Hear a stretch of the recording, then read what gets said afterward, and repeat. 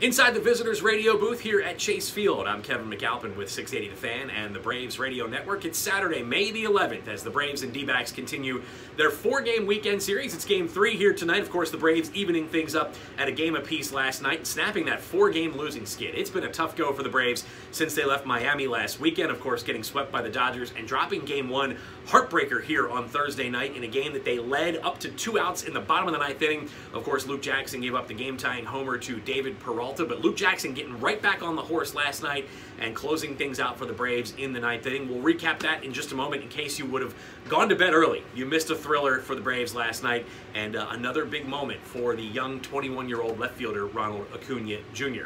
Kevin Gausman and Merrill Kelly is your mound matchup here tonight at 8:10 p.m. Eastern. Jim Powell and Ben Ingram have the call right here for you from the Visitors Radio booth right behind home plate at Chase Field. A little bit earlier start time here tonight on a Saturday night. Of course, the last couple of nights have been 9:40 first pitches, but tonight we get started at 8:10 p.m. Eastern, so you don't have to stay up quite as late. I know it's a weekend, but good to have the game start a little bit earlier here in the desert. Again, 8:10 p.m. Eastern on 680 The Fan and the Braves Radio Network. Again, if you went to bed early last night, well, all you missed was Ronald Acuna Jr. hitting the longest homer by a Braves batter in the StatCast era.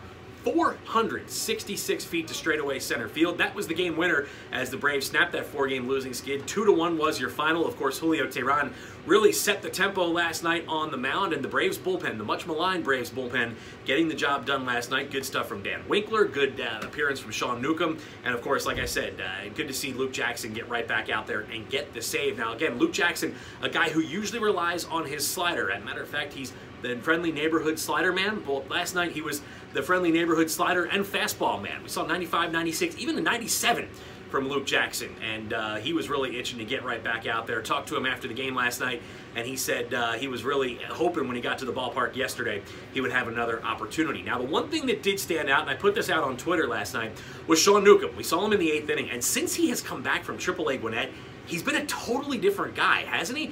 He's more on the attack with his fastball. His curveball has been about as good as we've ever seen it.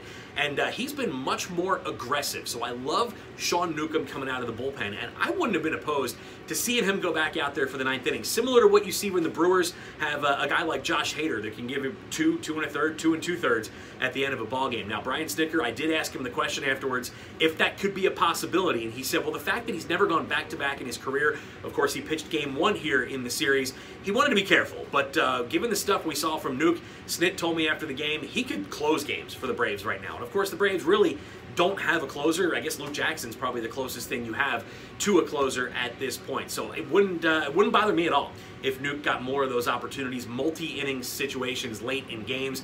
And he said he just really kind of hit the reset button at AAA, and he's come back with a new mindset. And you can see it when he's on the mound. He just looks much more on the attack.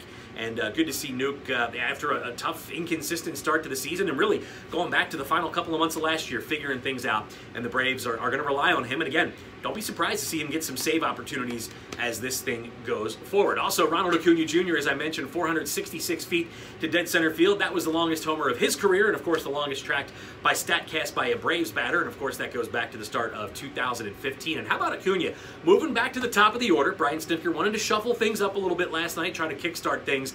And 17 of Ronald Acuna Jr.'s 34 career homers have now given the Braves the lead. Of course, he had so many of those from the leadoff spot starting games last season, but I love the fact that he moved Acuna up, Swanson hitting second ahead of Freddie Freeman, and then Josh Donaldson, who we've seen hit 2 most of the year, moved down to the cleanup spot.